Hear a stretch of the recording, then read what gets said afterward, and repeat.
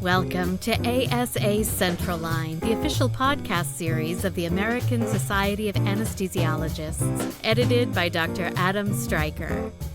Welcome back to Central Line. I'm your host and editor, Dr. Adam Stryker. Today I have Doctors Della, Lin, and Scott Markowitz with me. Now, Doctors Lin and Markowitz are the guest editors of November's ASA Monitor, which explores the potent and problematic issue of harassment, incivility, and disrespect. Now, this, I think, should be a really interesting discussion. I'm looking forward to it. So, Doctors Lin and Markowitz, thanks for joining me here on the show. Thank you. Thank you.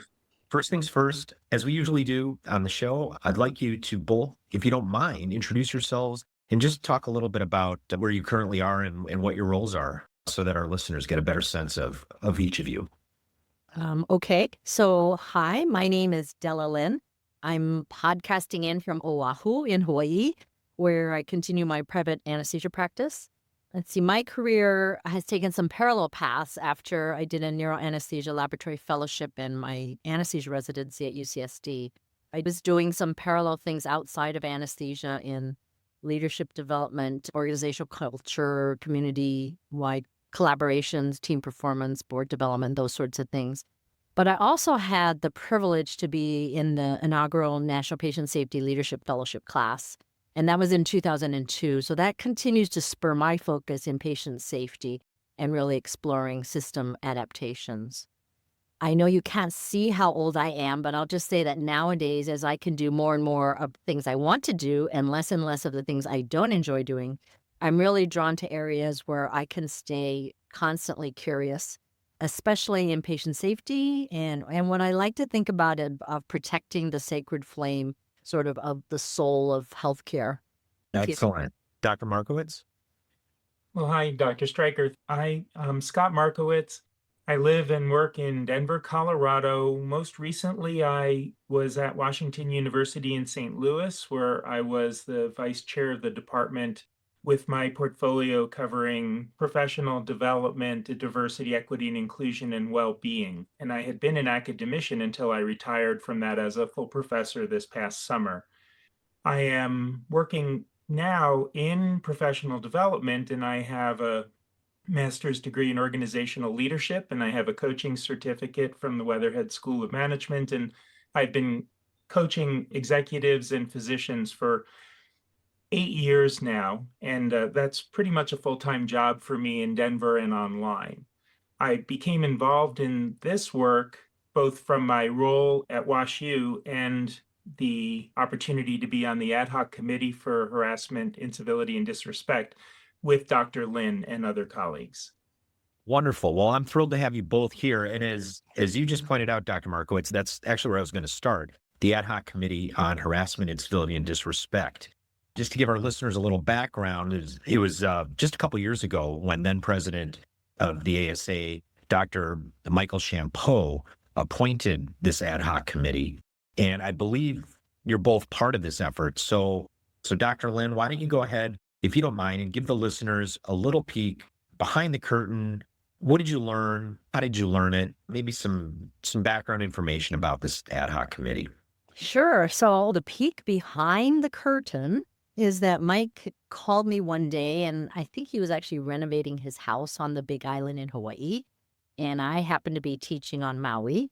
And he and I knew each other from some workshops I had led on physician leadership. And I think the workshops on disruptive behavior may have particularly led him to connect with me to chair this ad hoc committee. The ASA House of Delegates had been discussing what was really stunningly alarming survey statistics that had come out of the AAMC.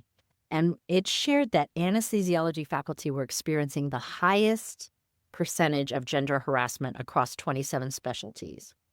That number was 52.6%. Now, in contrast, the specialties with the lowest percentage were like around 21%. So although this was specifically academic medical centers, I think Mike and I both came in part from non-academic medical center environments. And so we both knew that this was not exclusive just to academic medical centers. In fact, I had the opportunity to lead a multi-professional survey with the Anesthesia Patient Safety Foundation, APSF. And we had found that in our survey across 4,000 plus, like 4,662 perioperative professionals. So these were not just anesthesia clinicians or surgeons and nurses, but that survey showed that 69.2% of the respondents reported having experienced non-physical workplace violence. And so those were things like bullying, harassment, and intimidation. So we knew that these behaviors are present and they're pervasive. So we approached this ad hoc appointment with three intentions. The first was, although the AAMC report was specific to gender harassment and academic medical centers, this work was going to intentionally be broader to include the spectrum of behaviors beyond gender harassment and to include those working beyond academic medical centers.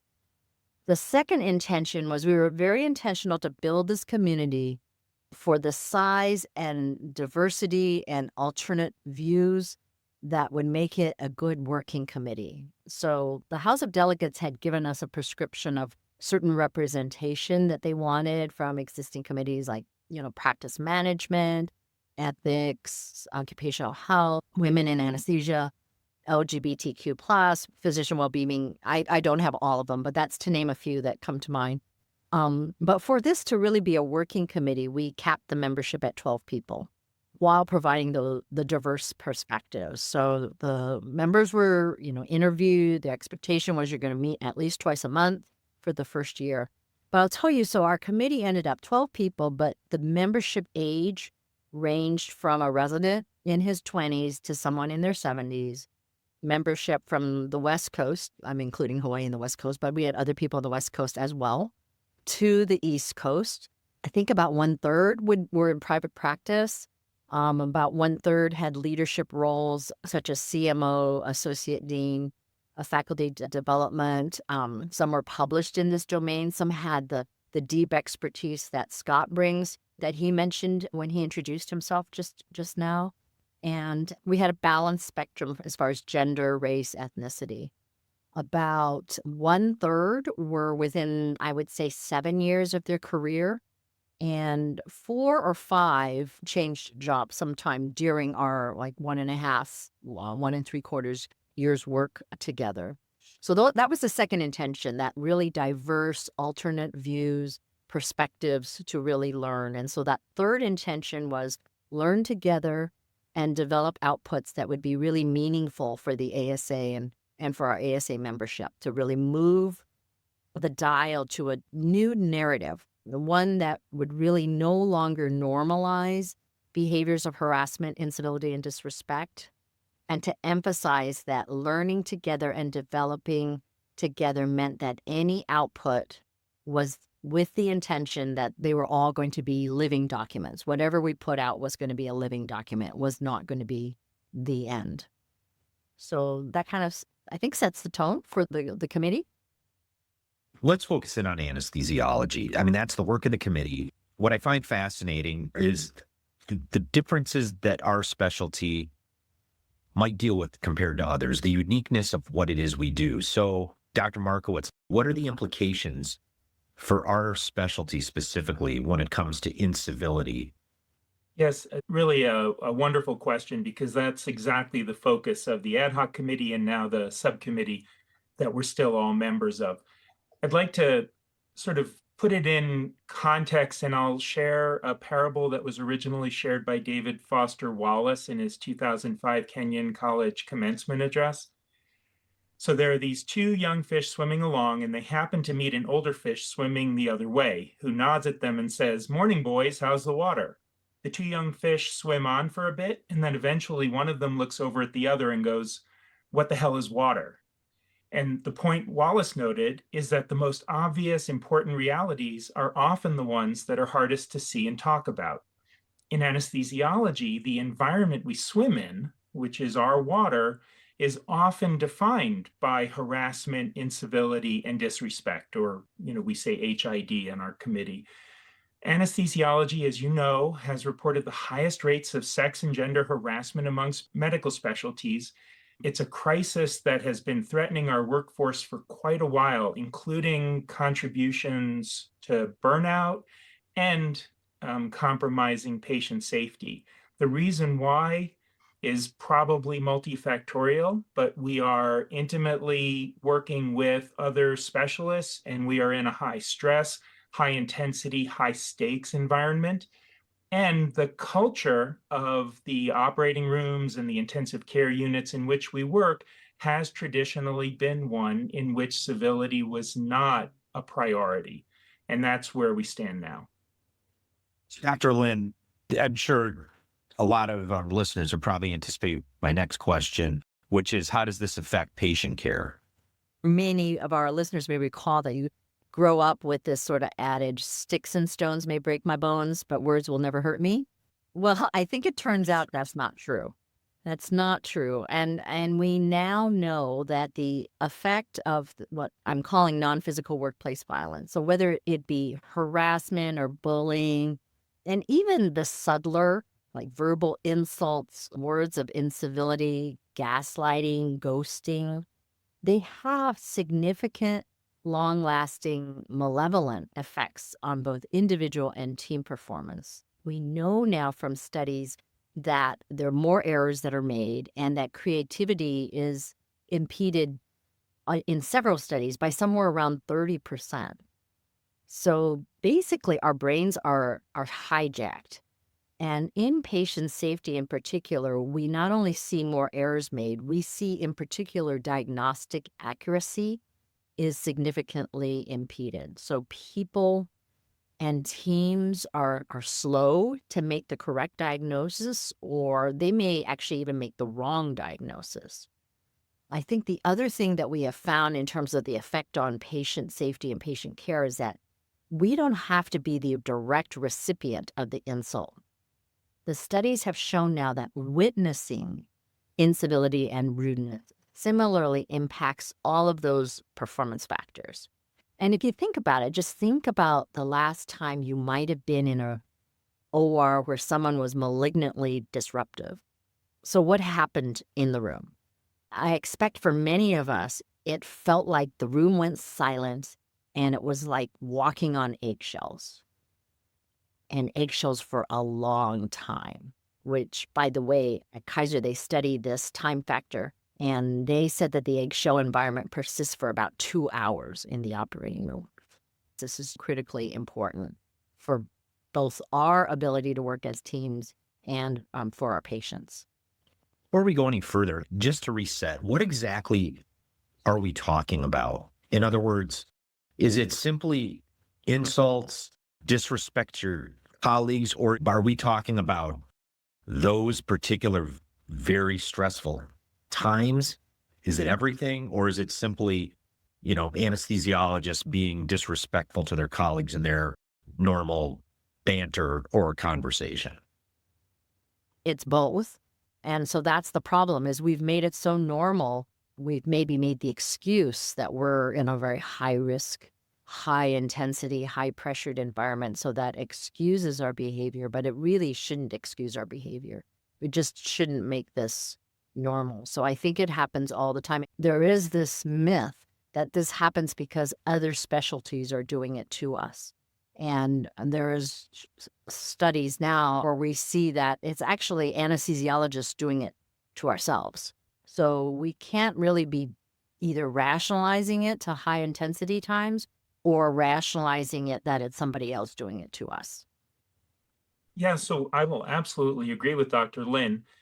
There are two main points there. One is that there is a spectrum of behaviors, and these are things said, and sometimes there's body language involved, that goes from illegal to perfectly legal but unhelpful. And if you activate someone's emotions because of disrespect, uncivil talk, uncivil tone, even if it doesn't break any HR or other rules, it has a negative impact on that person and the witnesses that can last for a while and that can affect our ability to be our best selves at work, which is really important.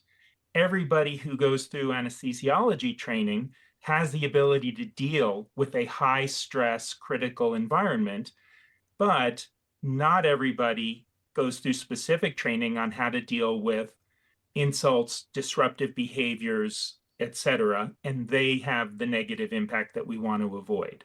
The second part is that, anesthesiologists seem to be perpetrators among ourselves in these behaviors. When the 2022 AAMC article by Lautenberger et al. Came out, we saw we had the highest rate of gender and sex harassment.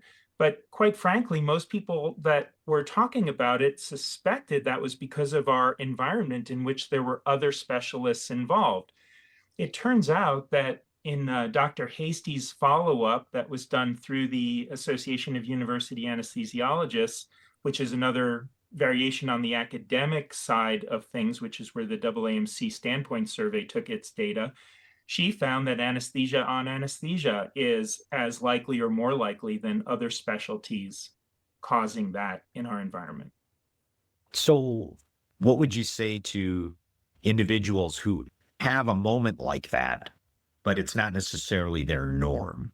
We work in such a high stress environment, and I don't know how easy it is for everyone to always be perfect all the time. Well, we have a lot of opportunity here.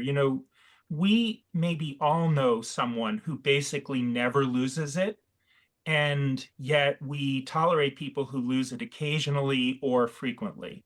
And one of the things that we should talk about is whether that is acceptable and whether there are pathways for people to learn how to redirect their stress in ways that don't hinder but help the situation. Now, I don't think we'll ever be able to prevent all of them, although I hope I'm wrong about that.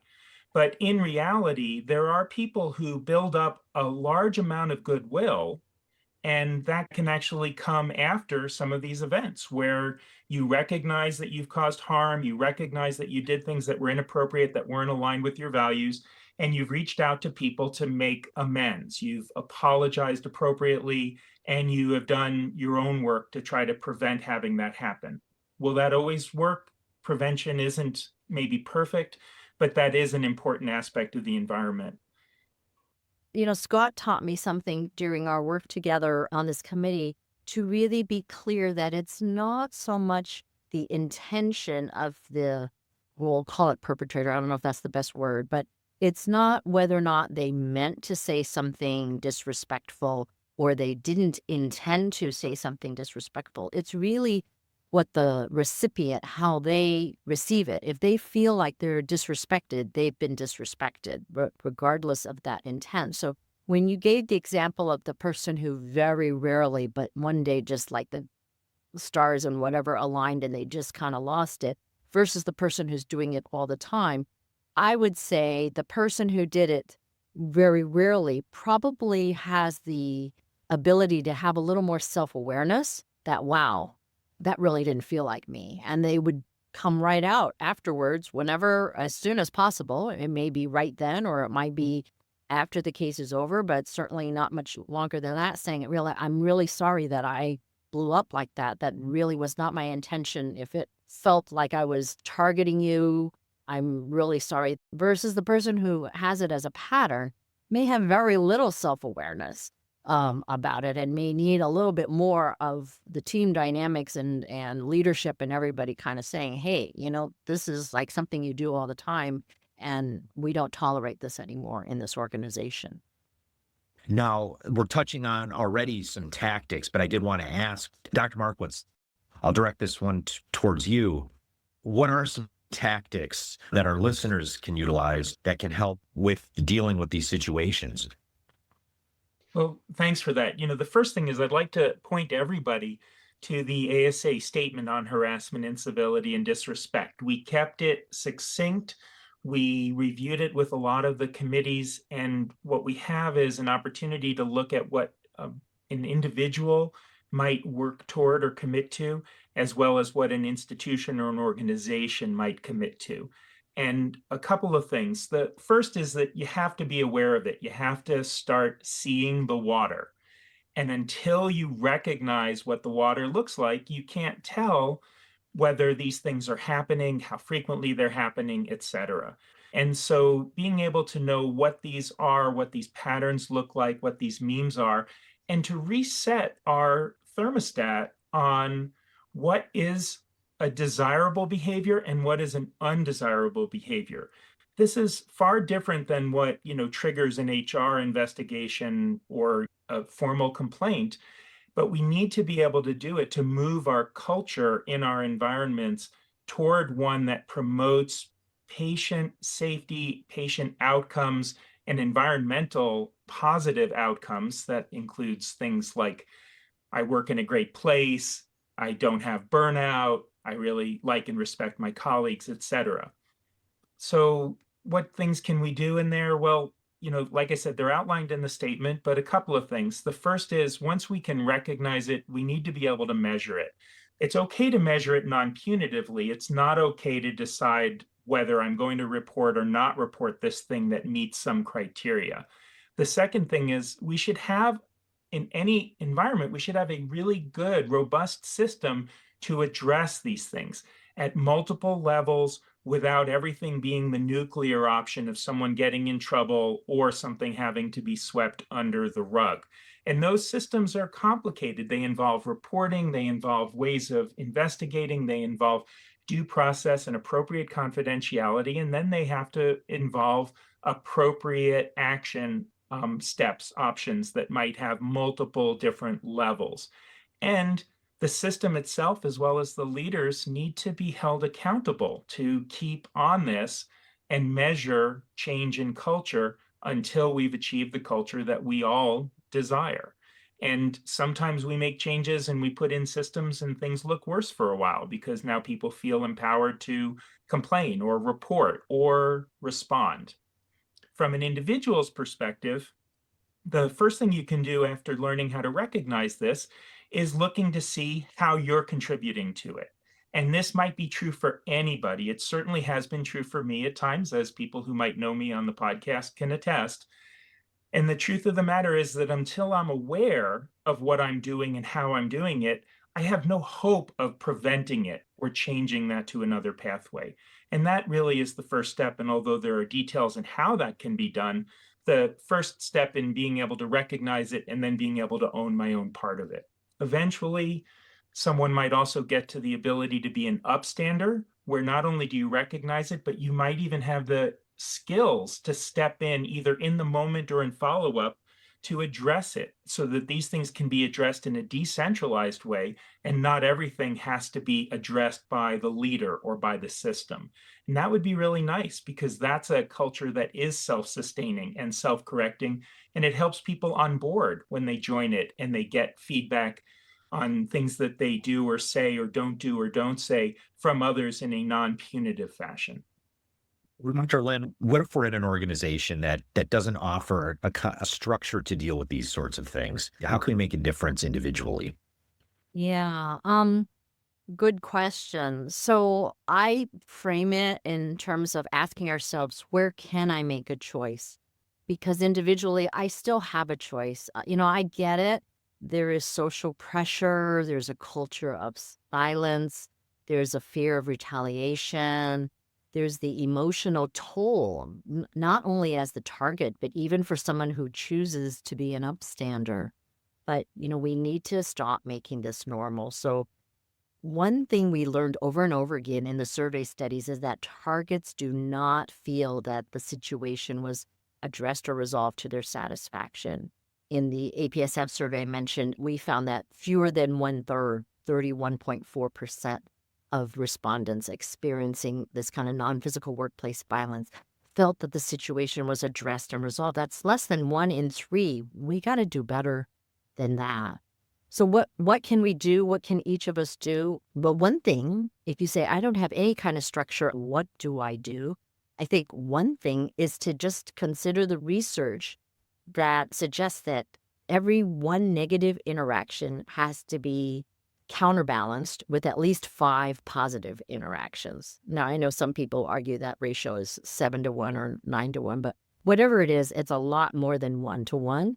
So I would suggest to all of us, listeners and ourselves in this podcast room, tomorrow, let's wake up in the morning and not immediately reach out for our phones.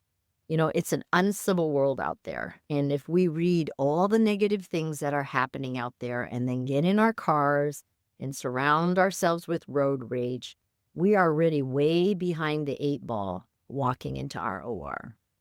So, tomorrow, even later today, if you're listening to this in the morning and you're going to work, why wait? Make it your choice. Make it our choice for positive interactions. Say hello to teammates in the morning. Be genuinely curious about how they are doing.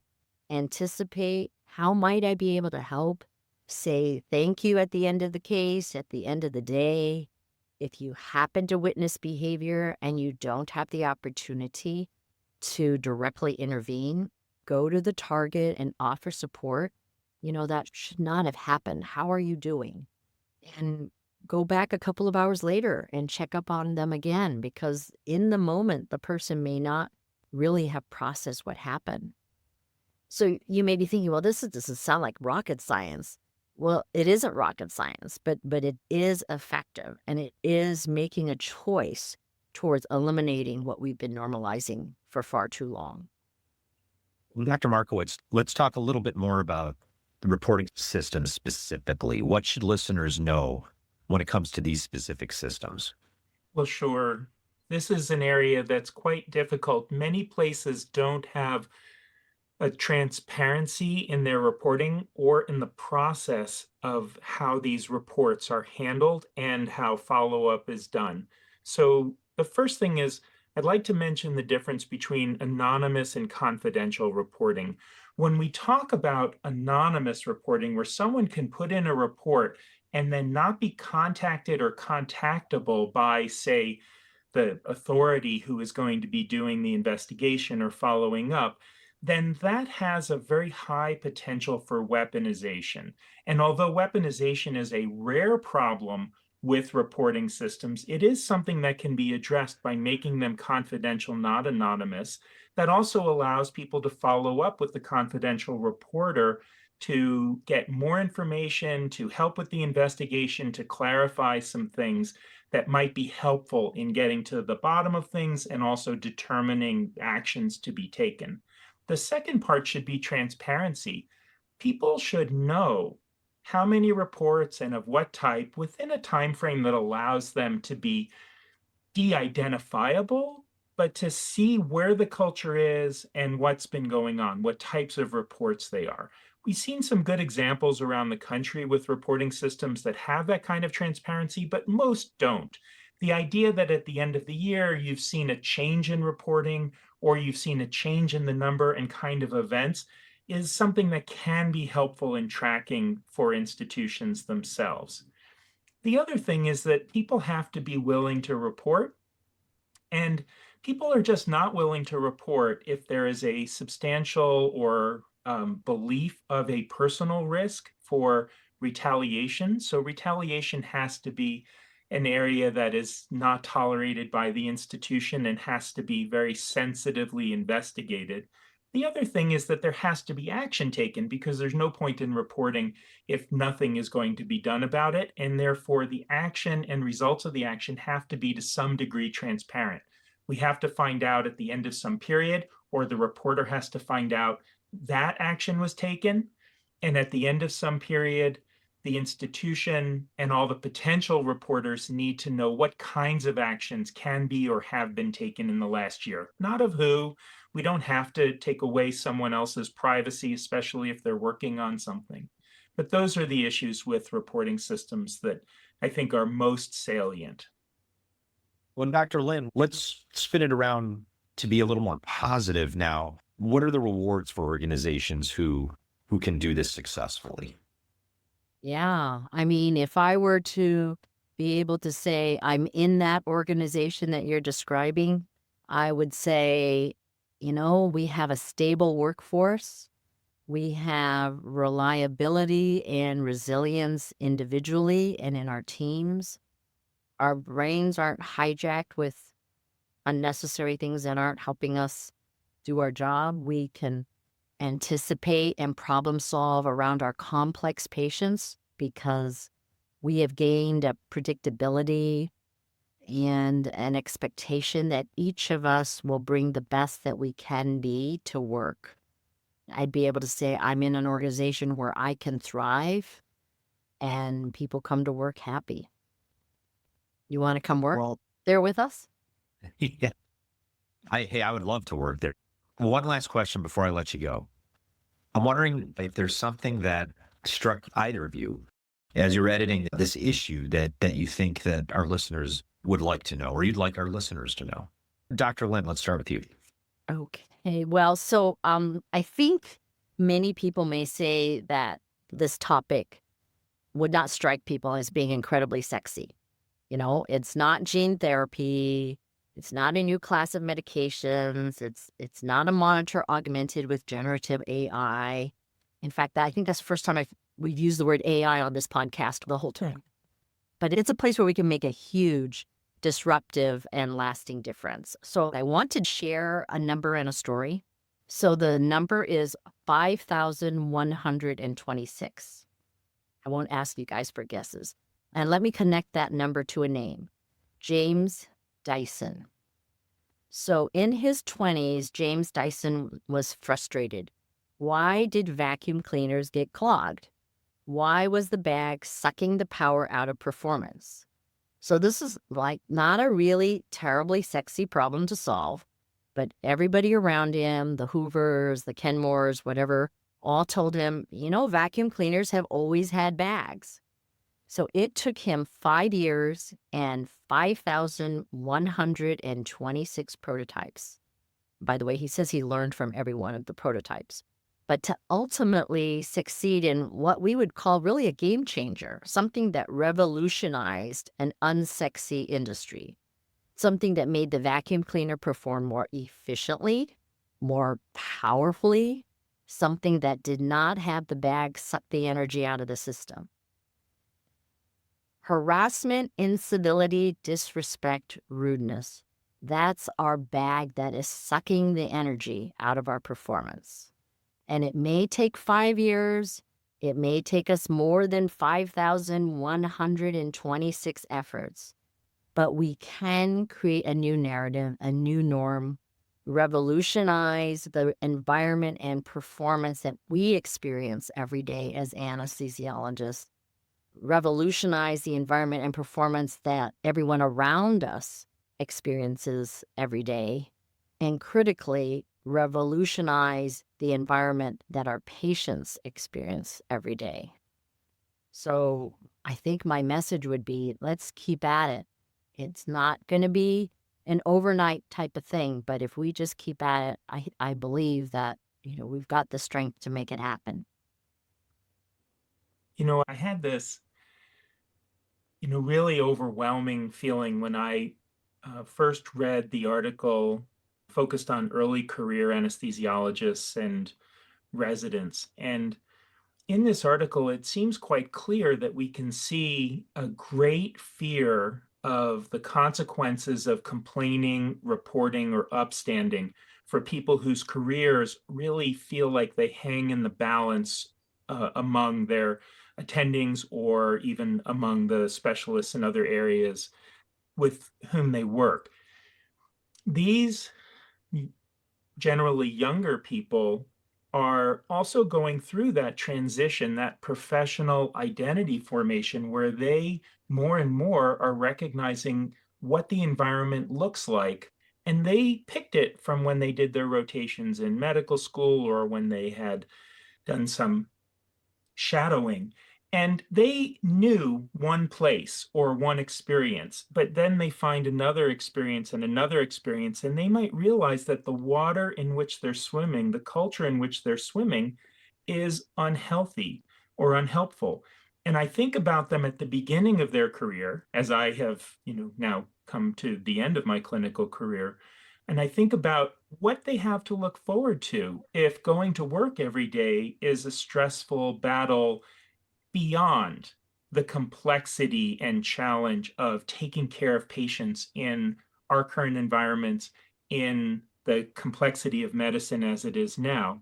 And it's also this interpersonal challenge that they didn't sign up for. And so to me, the unfortunate part is that they sometimes recognize the culture or the water when it's too late to make a different decision. On the bright side, they are also the folks who can see the water more clearly than maybe some of us who grew up in a different, even harsher environment, as many of us like to claim. And they are also the ones who can help us to move toward a more respectful, civil, and inclusive workplace. Well, those are two eloquent messages to leave the discussion at. So Doctors Markowitz and Lin, thank you so much for joining us today. Thank you, Adam. And for those of you who want to read more about this topic, please check out the November issue of ASA Monitor at asamonitor.org. Please tune in again next time on our next episode of Central Line. Take care. Stay ahead of the latest practice and quality advice with ASA anesthesia standards and guidelines. Freely available to keep you up to date. Browse now at asahq.org/standards-and-practice-parameters. Subscribe to Central Line today, wherever you get your podcasts, or visit asahq.org/podcasts for more.